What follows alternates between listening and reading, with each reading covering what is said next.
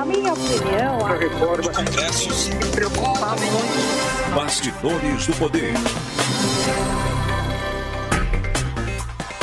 Olá, muito bom dia para todos vocês que nos assistem aqui nesse domingo de manhãzinha, que já estão com uma caneca bem boa de café aí para acompanhar também a minha homenagem ao filme 101 Dálmatas.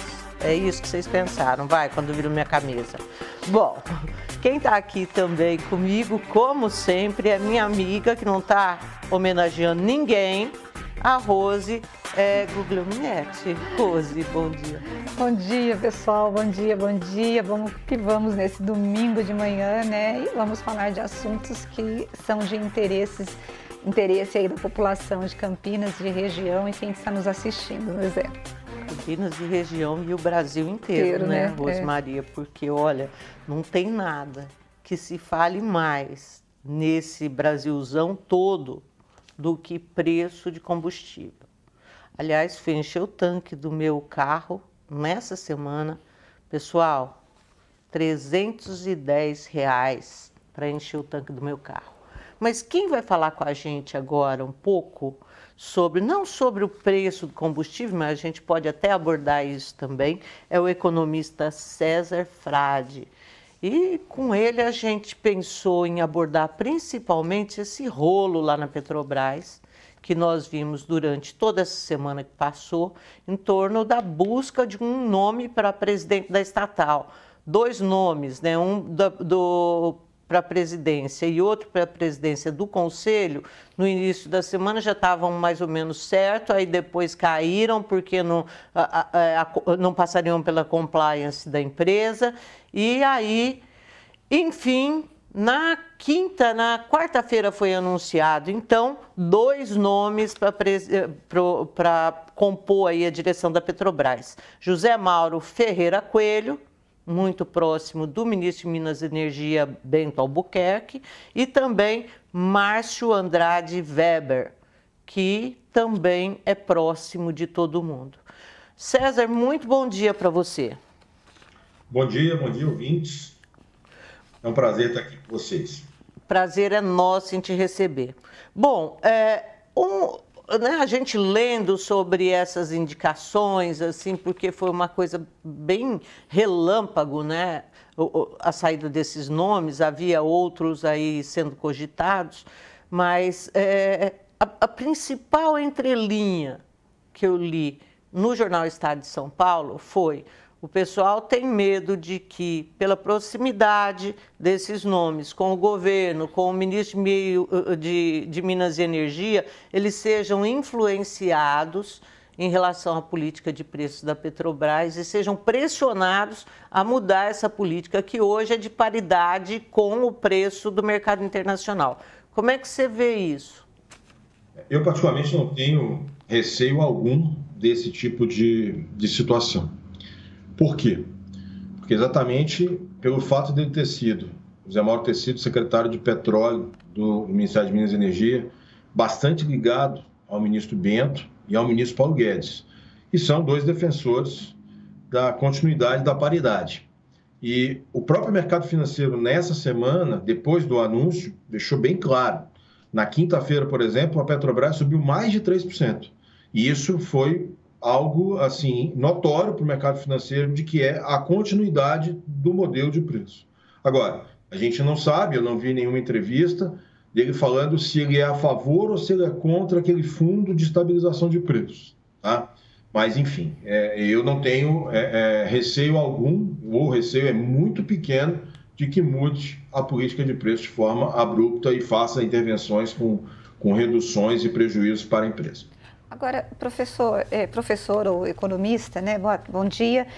Eu acho que talvez, para quem está nos assistindo, a principal pergunta é: o que fazer para que a Petrobras continue sendo uma empresa que seja uma empresa forte, mas que também ofereça ali para o consumidor final um preço de gasolina acessível? O fundo é a saída? Bom, eu vou até pegar carona nessa pergunta da Rose com a seguinte: se é para permanecer tudo como está, por que mudar? Na verdade, a mudança inicial foi a mudança para o Adriano, que era um defensor do fundo, tá certo? Então, o general Lula e Silva já estava fora. Então, a gente sabe de um outro nome. O que eu comentei é que eu não vi nenhuma fala do futuro novo presidente chegar a favor ou não desse fundo, né? Esse fundo, em tese, o que ele faria era a estabilização do preço na bomba. Vamos explicar o que é o fundo primeiro? O senhor tem como explicar para o nosso telespectador o que é o fundo? Básica, né? Porque é algo mais complexo e cada um pode tratar ele de uma forma diferente. Mas, em tese, você faria como se fosse um colchão de liquidez, você criaria como se fosse um fundo de investimento, vamos supor assim, onde você colocaria o dinheiro em momentos em que o petróleo está baixo, você colocaria um dinheiro lá, no momento que o petróleo está alto, você retiraria o dinheiro. Para quê? Para pagar um subsídio para a redução do preço na bomba. Então é isso. Então você faz com que a gente pague mais quando o petróleo está mais baixo e a gente pague menos quando o petróleo está mais alto, fazendo com que o preço não tenha oscilações. Então a ideia do fundo é essa. Para você criar um fundo desse, você precisa criar por lei. Então, não é algo que vai sair de hoje para amanhã. É algo que vai demorar, que vai precisar ser discutido, quem vai gerir o fundo, enfim, tem N coisas por trás desse fundo que precisam ser discutidas. Então, a gente não pode pensar que, eu vou colocar o presidente lá agora, vou soltar uma MP e o preço da bomba vai baixar. Não, isso não vai acontecer. Muito provavelmente não vai acontecer. Até porque, se isso acontecer, a gente vai ter alguma injeção com algum custo fiscal para o governo, provavelmente. Então, esse é um outro problema. Nós estamos vivendo num momento em que foi gasto muitos recursos com a pandemia. Estamos com, apesar de os resultados do governo estarem melhorando, a gente tem uma questão de aperto fiscal que é necessário para que a gente consiga reduzir, enfim, e fazer com que a economia cresça cada vez mais. Sobe dinheiro para o investimento. Então, eu acho que esse ponto é extremamente importante, que as pessoas entendam. Nós não estamos trocando 6 por meia dúzia, né? Na verdade, você fez uma troca e a troca inicial era pelo Adriano Pires, que por motivos diversos não pôde assumir, e ele era um defensor do fundo. Agora você precisa encontrar um outro. Eu não sei, o que eu estou querendo afirmar é que eu não tenho certeza, não vi o atual futuro presidente falando se ele é a favor ou se ele é contra. Mas o senhor acredita que por ser próximo do ministro Bento Albuquerque e pelo fato do Bento Albuquerque estar debaixo ali da liderança do Bolsonaro, e o Bolsonaro, obviamente, está interessado nessa questão do preço do combustível, porque vai influenciar na campanha política desse ano. E combustível, o valor do combustível vai estar na pauta, né, na campanha. O senhor acha que isso poderia fazer com que ele seja pelo menos simpático ao fundo? Porque a impressão que eu tenho é de que o fundo resolveria esse desgaste político que os governantes têm com o aumento da gasolina. Veja só, eu não faria uma ligação tão direto, né? Até porque fazer este fundo não é algo trivial, ele não sai funcionando da noite para o dia. Eu não tomo posse hoje, faço uma MP amanhã, se for por MP, e ele daqui a 2, 3 semanas vai estar funcionando e vai estar baixando o preço da bomba. Isso não é tão direto. O outro ponto que a gente tem que tentar enxergar é o seguinte: a gasolina e a própria energia começa a subir no final do ano passado, início desse ano, fruto também da guerra da Rússia e da Ucrânia. Algumas instituições já fizeram uma previsão de petróleo a $180. Hoje o petróleo, para quem não sabe, está por volta de $100. Mas se essa guerra acaba, ou se pelo menos diminui a intensidade, se o fluxo, se você consegue convencer os países produtores a produzir mais, esse preço volta a 80, 70 rapidamente. Então, eu particularmente acredito que nós estamos num pico do preço da gasolina. Eu não acho que a gente vai precisar ter um novo aumento. Então, eu acho que essa questão de ele é a favor porque ele está próximo do ministro Bento, que é comandado pelo Jair Bolsonaro. Pode até ser uma verdade, mas eu acho que esse talvez não seja o principal motivo para se colocar uma pessoa desse gabarito lá, né? Eu acho que o principal motivo deve ser, ele vai manter a paridade do preço, a paridade internacional do preço do petróleo. Eu acho que essa é a principal preocupação nesse momento. essa semana, um ouvinte da Rádio Bandeirantes, no nosso programa Bastidores do Poder da Rádio, fez uma pergunta que eu gostaria de replicar para o senhor. Ele disse assim, quando o dólar sobe, a gasolina e o combustível sobe. Quando o dólar baixa, isso não é refletido nos preços das bombas. Como que o senhor explicaria isso?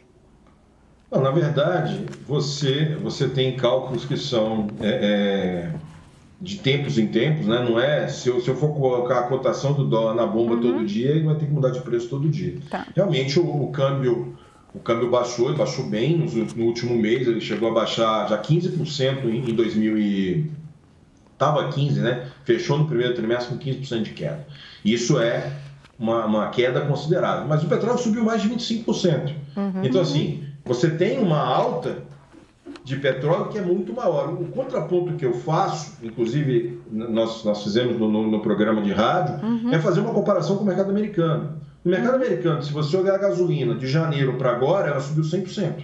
No mercado brasileiro subiu 25%. Será que a gente não está repassando tudo? Provavelmente a gente ainda está repassando menos do que deveria repassar. Tem uma defasagem. Então lá foi uma alta de 100, aqui uma alta de 25. É claro que culturalmente a gente não aceitaria uma alta de 100. A alta de 25 já foi pesada, foi difícil. Uma alta de 100 a gente culturalmente não aceitaria. E lá eles acabam aceitando, enfim, reclamam, mas é assim que funciona o mercado. César, olhando objetivamente para a gente chegar em um momento em que teremos um preço de combustível mais estável, o fundo é a única saída? E aí outra pergunta, isso na tua opinião, claro. E aí a outra pergunta que eu faço também é que várias vezes você falou, esse fundo não é uma coisa fácil de montar. A ideia é que quando o preço estiver baixo, se cobre um pouquinho a mais e vai injetando o dinheiro nesse fundo que vai subsidiar quando a alta for grande.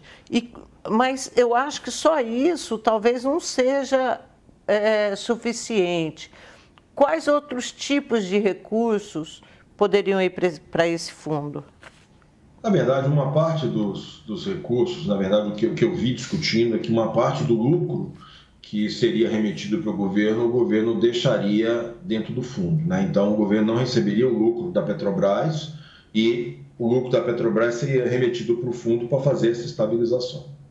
No longo prazo, você tem que fazer esse jogo que eu falei, que foi uma ideia simples, né, para que o ouvinte consiga entender exatamente o que é. Mas, de início, para capitalizar o fundo, você vai pegar o dinheiro aparentemente, você vai pegar esse recurso do lucro, parte da lucratividade que o governo tem, ele vai abrir mão e vai colocar dentro desse fundo para estabilizar. Não quer dizer que ele já vai abaixar a gasolina, não está dizendo isso, né? Está dizendo que se o petróleo aumentar, aí ele entra equacionando, fazendo com que o preço não continue subindo.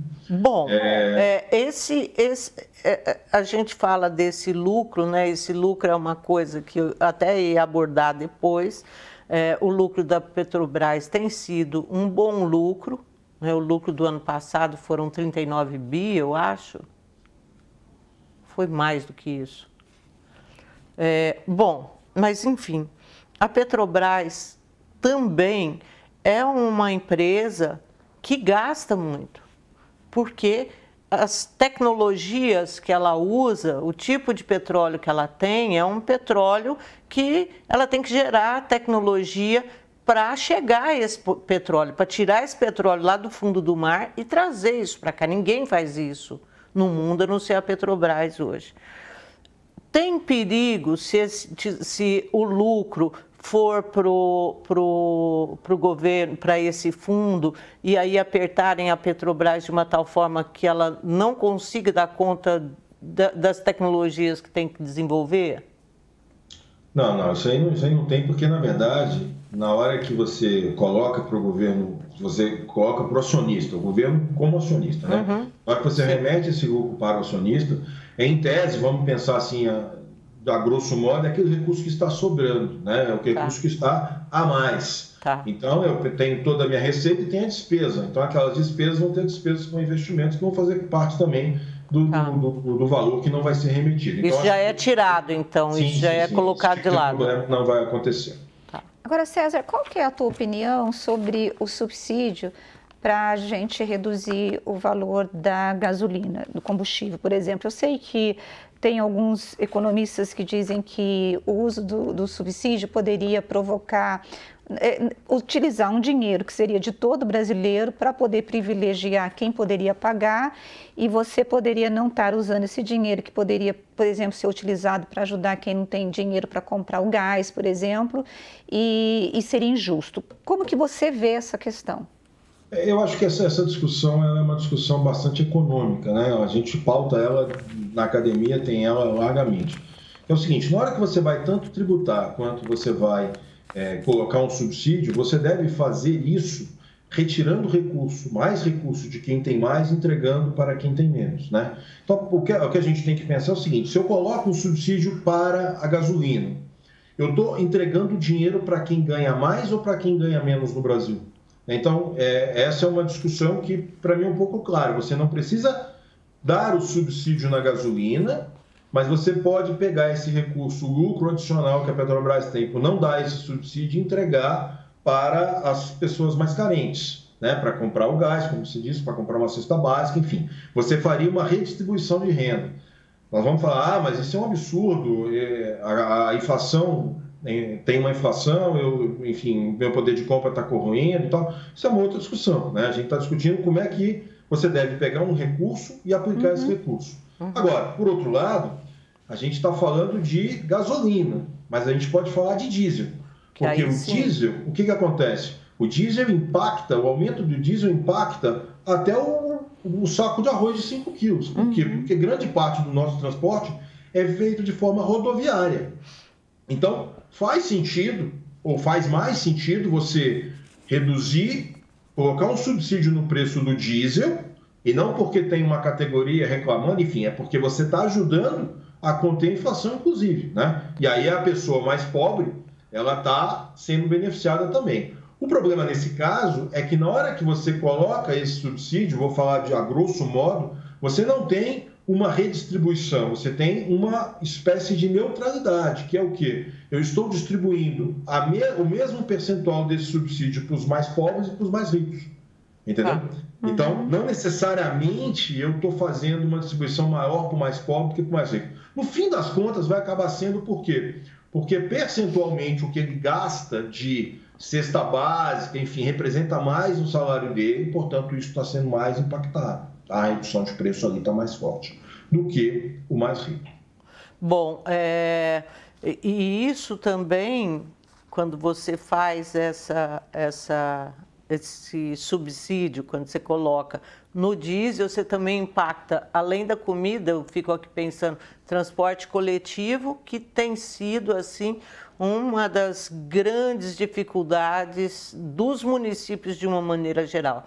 Os municípios têm botado muito dinheiro para poder subsidiar a tarifa, já que a tarifa que as pessoas podem pagar, ela não é suficiente para cobrir. Embora aí entre aquela discussão também, que tem Vale Transporte, que são as empresas que bancam, né, e tudo mais.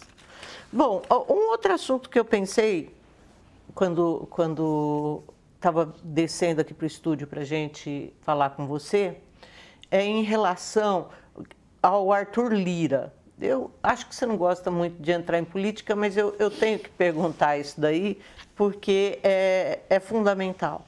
Porque parte da crise que a Petrobras viveu essa semana tem a ver com essa compliance que foi feita na empresa, e aí com uma lei das estatais que foi aprovada e sancionada no governo Temer, e essa lei foi motivada por causa da Lava Jato, já que a gente via figuras importantes no cenário econômico das estatais brasileiras ligadas a políticos que usavam essas figuras para pegar recursos da companhia. Toda essa história que a gente sabe. Como é que você vê essa questão da compliance da Petrobras? Ele disse que tem que ser bispo. Arcebispo. Arcebispo para conseguir ser nomeado presidente da Petrobras. Bom, eu vi os dois aí, eles não vi nenhuma roupa vermelha, mas Me diga aí como é que você se sente. Eu acho que no Brasil, historicamente, a gente gosta de tratar a estatal de uma forma diferente da empresa privada. Mas a gente deveria tratá-la da mesma forma, né? A gente deveria tratar a estatal como se uma empresa privada fosse, com o seu dono, que é o governo, colocando ela da melhor forma possível, gerando lucro, distribuindo esse lucro para a sociedade, né? Você distribui esse lucro no fiscal e isso há um retorno para a sociedade. E a gente foi acostumado a que a estatal não precisa ter lucro. Eu acho que não funciona bem assim, né? E aí a pergunta, eu nem vou devolver a pergunta, mas eu vou levantar a bola para que cada um pense da sua forma, né? Na hora que você coloca, a gente está falando de uma declaração do Lira em relação ao Adriano Pires, né?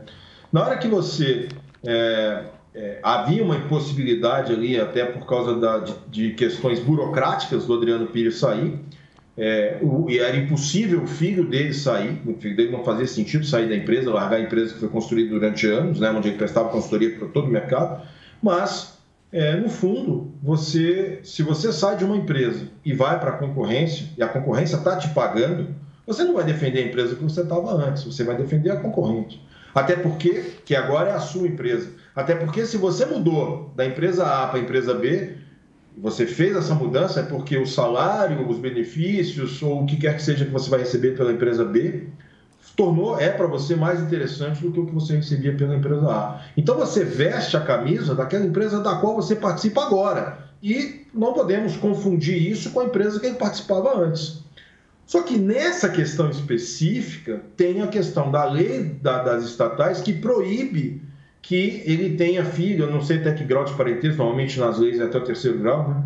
Mas que proíbe que o filho dirija uma empresa no mesmo setor. Então, assim, não faria sentido realmente para o Adriano Pires assumir a Petrobras e largar para trás uma empresa que ele construiu durante anos e tem um histórico sensacional, é um cara extremamente respeitado no Brasil.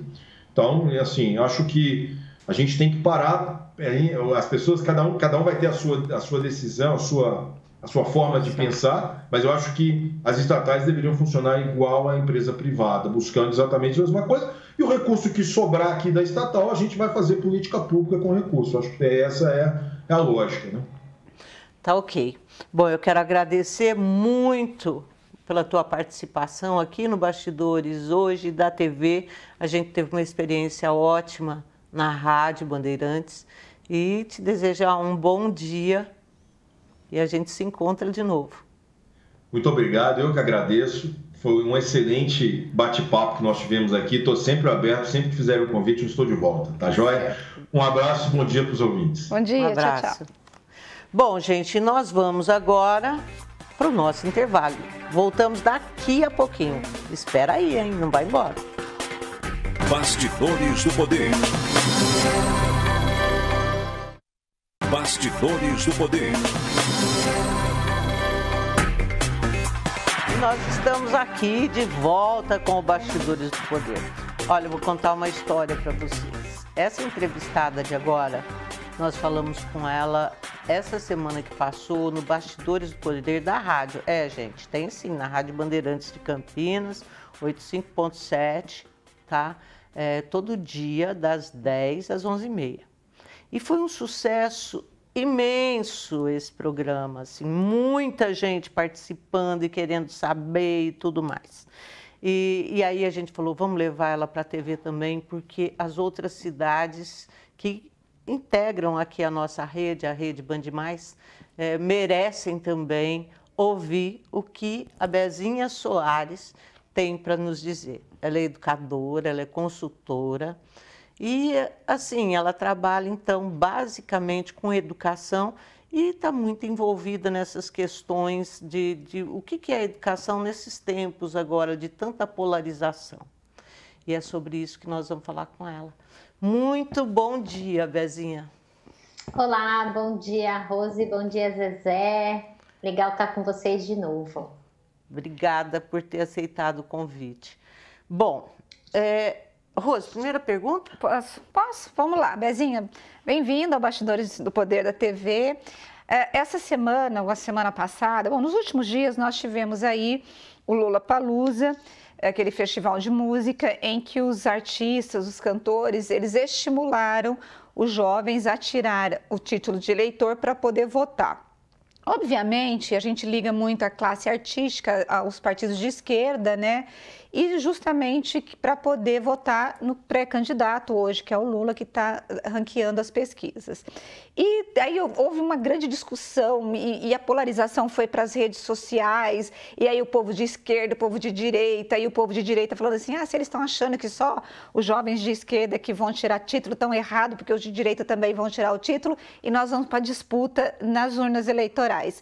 Na verdade, eu quero saber de você, assim, primeiro, o jovem eleitor brasileiro, ele é um jovem consciente ou ativista político, ou é consciente dessa questão da cidadania, da política, e qual é o impacto deles tirarem o título de eleitor nas urnas eleitorais? Obviamente, nós vamos saber em outubro, mas já dá para a gente ter uma ideia, né?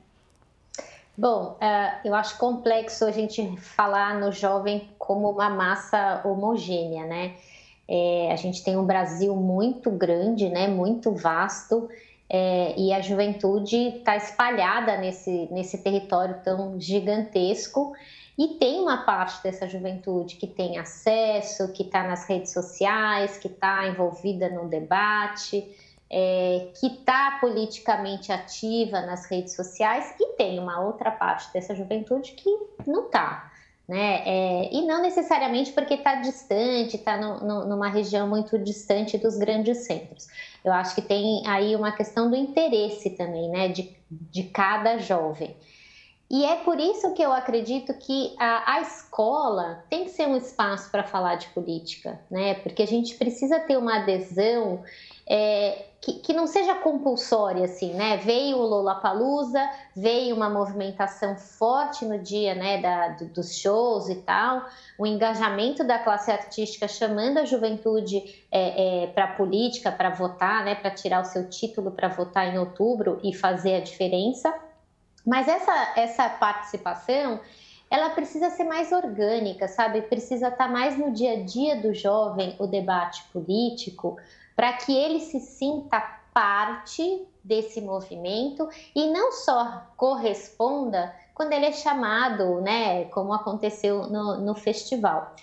Eu acho que tem um potencial de transformação, mas eu não estou com os números, né? O número de jovens que já tem o título. Eu sei que após o Lollapalooza teve uma corrida aí de uma galera que foi ao Tribunal Superior Eleitoral para tirar o seu título, inclusive que está super fácil, viu, gente? Pela internet dá para você resolver. Mas isso não significa que eles vão votar, né? Eu acho que tem dois passos, né? O primeiro, que é tirar o título, e o segundo, que é comparecer no dia da eleição. Essa faixa etária, dos 16 aos 18, eles ainda estão na faixa etária do voto facultativo.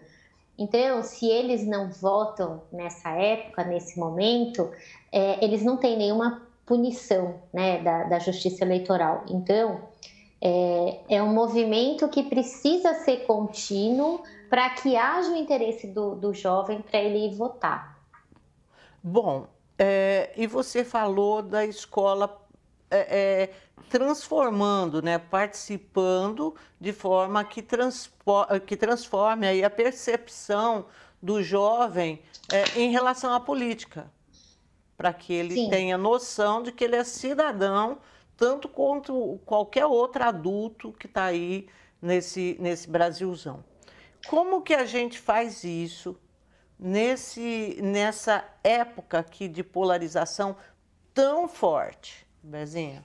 Eu acho que esse é um grande desafio, né? Os projetos de educação política que eu conheço, projetos sérios, né, que envolvem organizações sérias. Então, o projeto no qual eu tive envolvida durante anos, né, que é de uma fundação alemã, a Fundação Konrad Adenauer, que também está ligada ao movimento do voto consciente.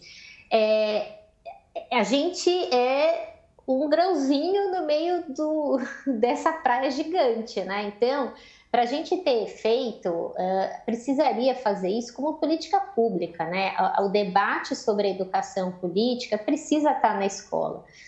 E até lembrando um pouco do que eu falei quando a gente conversou pelo rádio, é importante que haja esse compromisso de uma ética suprapartidária, porque a ideia não é fazer a cabeça do jovem, né? Não é chegar lá e dizer para ele, olha, na eleição você vai votar em tal e você não vai votar em tal. A ideia é que a gente possa abrir a conversa com os jovens e ele tenha acesso a conhecer diferentes correntes políticas, diferentes candidatos, para que ele possa para que ele possa formar a sua convicção e poder votar de maneira consciente, né? Nesse momento de tanta polarização, é complicado, né? O professor dentro da sala de aula, ele precisa ter uma postura muito cuidadosa, porque apesar do seu próprio posicionamento político, o professor tem que tomar muito cuidado, porque ele está lidando com seres em fase de formação, né? Então ele precisa respeitar as posições antagônicas, né, entre os próprios alunos. Às vezes as posições antagônicas são entre os alunos e o professor e vice-versa, né? A lógica do respeito, ela precisa imperar nessa situação. Então, eu já me vi pensando muitas vezes de como que seria um projeto de política pública sustentável, robusto de educação política no Brasil. E ele só vai funcionar se a gente conseguir esse compromisso ético, né? Então, precisa ter formação de profissionais voltados para isso, precisa haver muito debate para que haja respeito da posição do professor, da posição do aluno. Mas eu acho que é um potencial transformador gigantesco. Acho que a gente não estaria encalacrado neste buraco que estamos se a gente tivesse mais educação política na escola. Agora, falando sobre isso, né, eu consigo entender o que você está colocando, né? E eu achei muito interessante um exemplo que você usou, que foi a história da ocupação de terra, né? Se você puder até repetir isso para a gente, para o nosso telespectador entender como que você vê essa discussão política dentro da escola, para a gente poder sair desse fla-flu que acontece hoje nas escolas. Se você pudesse repetir essa explicação, seria interessante, e depois eu vou para a pergunta. Sim, eu havia falado de um exemplo sobre a questão da terra. A questão da terra é uma questão muito delicada no Brasil, é uma questão que não se resolve numa simples conversa, né? Historicamente, a gente tem uma questão importante ligada à terra. E essa questão, ela envolve vários atores, né? Ela envolve atores que demandam e que são a favor de uma reforma agrária, para que o Estado seja regulador da ocupação da terra e não simplesmente avalizador das grandes propriedades. Ela envolve os povos originários, os povos indígenas, né, que são os titulares da terra desde que o Brasil, muito antes do Brasil ser Brasil, mas ela também envolve o agronegócio, os grandes produtores e os pequenos produtores também, né? Então, se a gente não tem um debate sério que dê equidade de participação de todos esses atores no debate, a gente promove um debate viciado. A gente não está privilegiando todos os atores envolvidos para essa questão.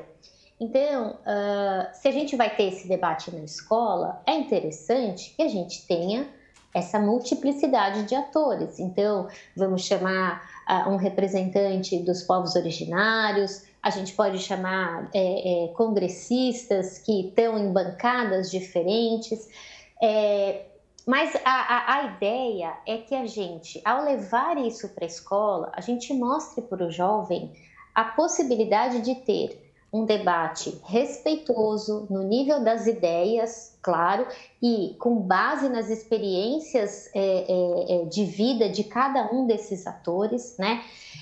Sem precisar eliminar parte do debate? Porque a gente sabe, né, que historicamente tem um grupo que nunca está no debate, né? Os povos indígenas, eles praticamente são alijados dessa conversa. Então, é importante a gente ouvir o que eles têm a dizer, a sabedoria milenar que esses povos têm a dizer no respeito à terra e também a importância econômica que tem o agro, tudo isso.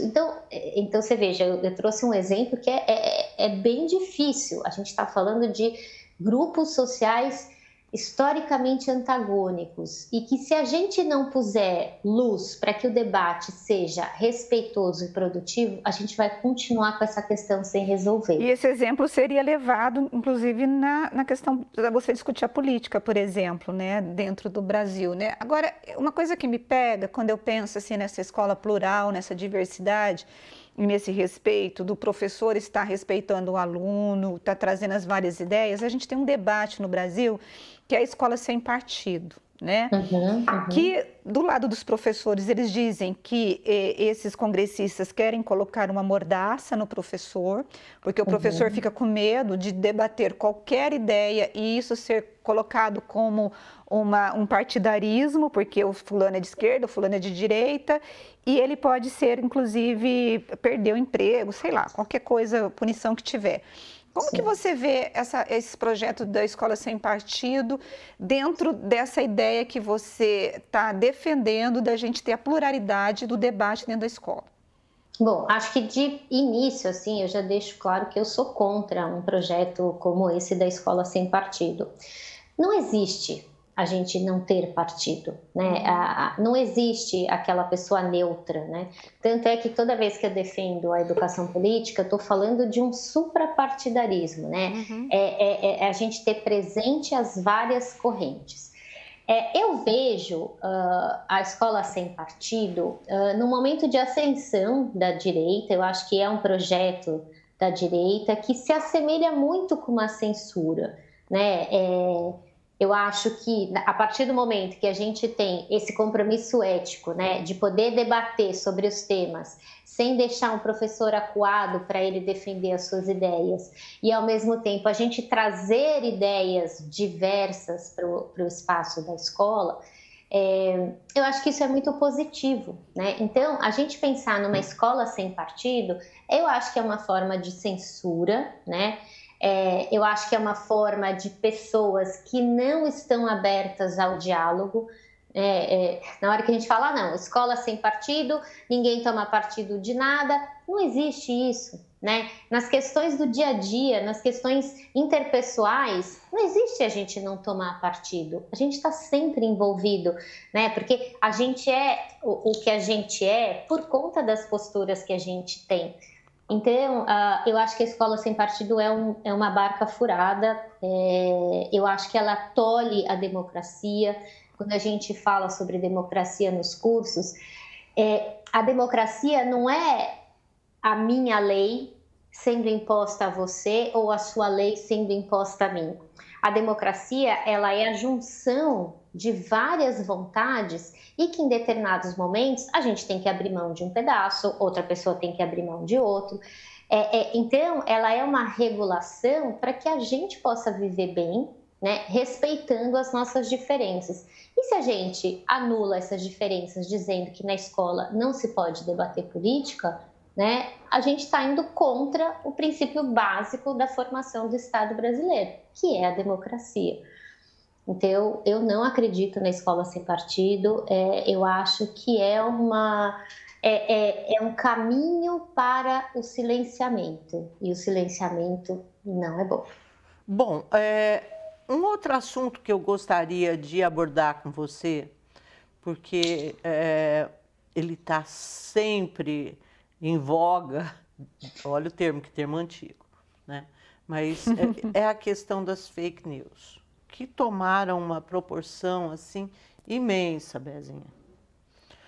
E todos, a sociedade como um todo, jovens, adultos, a sociedade está envolvida com isso. Você chega a pensar nessa questão e chega a ter alguma ideia assim do que a gente teria que fazer nas escolas para tornar o jovem, porque o jovem tem uma influência grande sobre os pais, um cara mais ligado nessa história para sacar o que é fake news, para poder comprovar os fatos. Como é que você vê isso daí? Olha, eu acho que isso é fundamental, né? O jovem, por ser esse ator que está na sociedade ligado nas mudanças tecnológicas, né? Nas novidades que estão surgindo, ele é um ator muito importante dentro de casa para trazer para os pais, para os avós, para as gerações mais velhas, uma forma atualizada de enxergar o mundo. Das coisas que eu já estudei sobre a pós-verdade, fake news, tem uma coisa que me assustou bastante. Existe uma geração, acho que é uma geração antes da nossa, uma geração assim, dos nossos pais, que a palavra escrita, ela tinha uma força como antes a palavra oral também teve, sabe? Do compromisso que é fechado. Do fio de bigode. Isso, exatamente. Então, para as pessoas de uma geração mais velha, ler algo numa mensagem de WhatsApp é quase que assim, acreditar que aquilo é verdade, né? Então, existe ali uma fragilidade, uma vulnerabilidade de um grupo grande de pessoas que, ao lerem algo, acreditam piamente que aquilo que está escrito é verdade. Então, isso é um ponto que me chamou muita atenção quando eu estava estudando esse assunto e que, então, o que a gente precisa fazer? A gente precisa explicar, né, para a tiazinha do Zap, para o tiozão do Zap, que nem tudo que chega a ele pelo WhatsApp é verdade. Então, tem alguns caminhos, né? A gente tem veículos de comunicação que estão envolvidos naquele portal fato ou fake, né? Então, que é super importante checar, você joga ali, é super rápido para checar se aquilo é fato ou aquilo é fake. Então, isso é um ponto importante. O marco legal, né, das fake news, isso está sendo votado, assim, agora, está na ordem do momento, né? É importante a gente ter um marco legal, porque o marco legal, ele traz segurança jurídica, né? Embora a gente viva algumas situações surreais no Brasil, né, como nós vivemos agora no período da pandemia, de negacionistas e tudo mais, mas, apesar disso, ter um marco legal, ter uma lei, né, que crie responsabilização para aqueles que veiculam fake news, eu acho que isso também é um caminho importante. Então, a gente tem um lado que é a educação, que é falar a respeito, que é trazer para a sala de aula que os alunos depois levem para suas casas, que isso está sendo debatido e que sim, existem pessoas que mandam fake news pelos grupos de WhatsApp.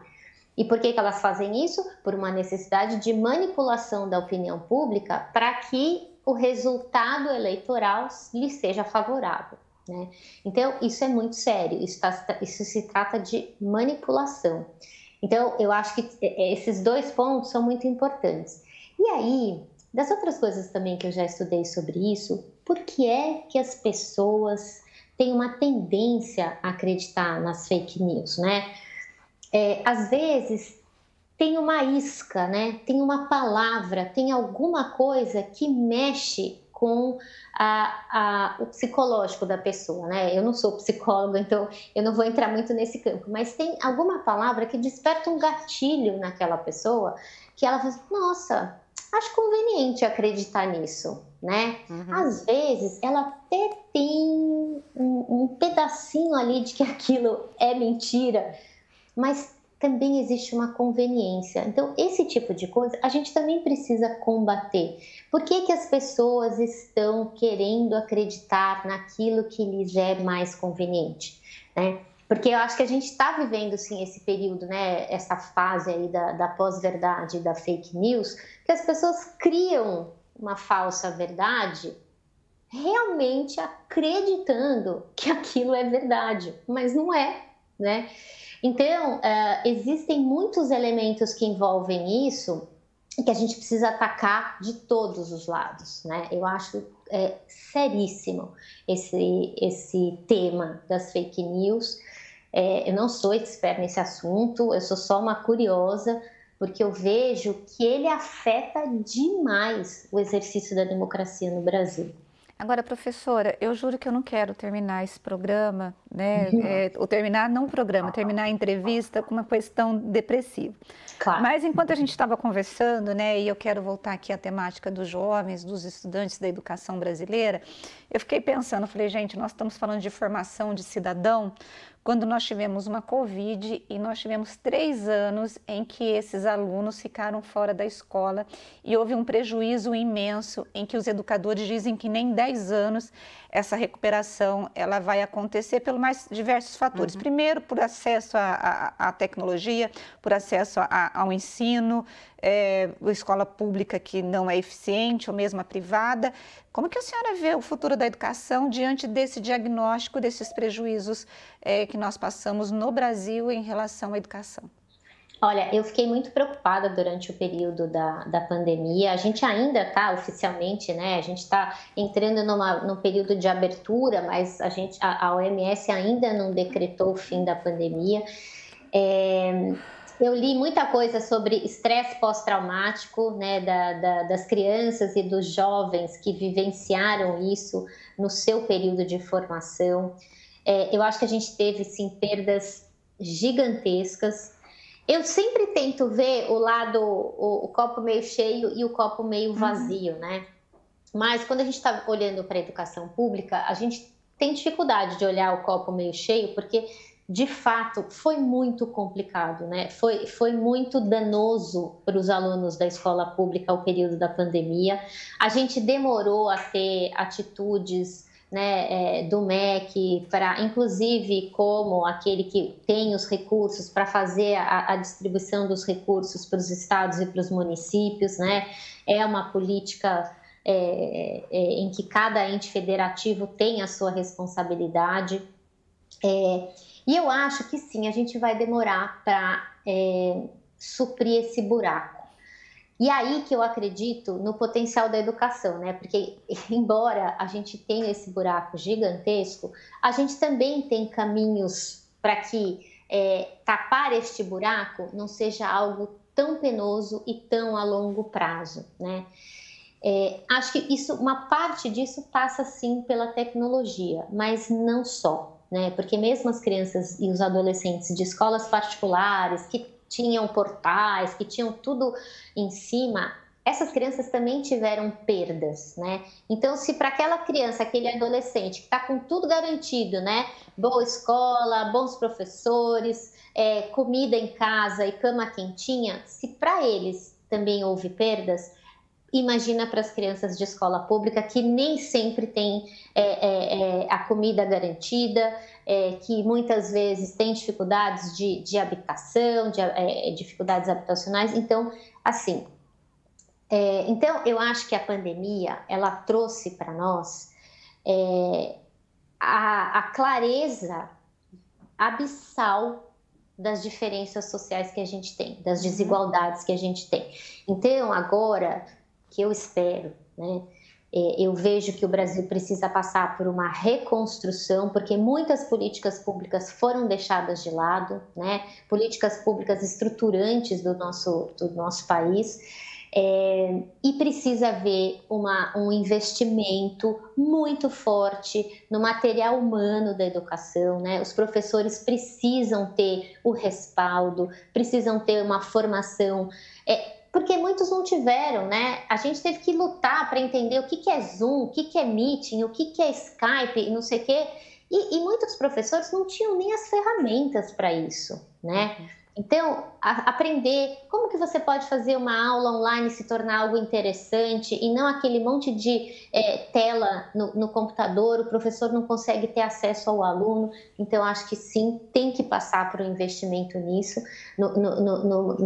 nas pessoas que estão relacionadas à educação.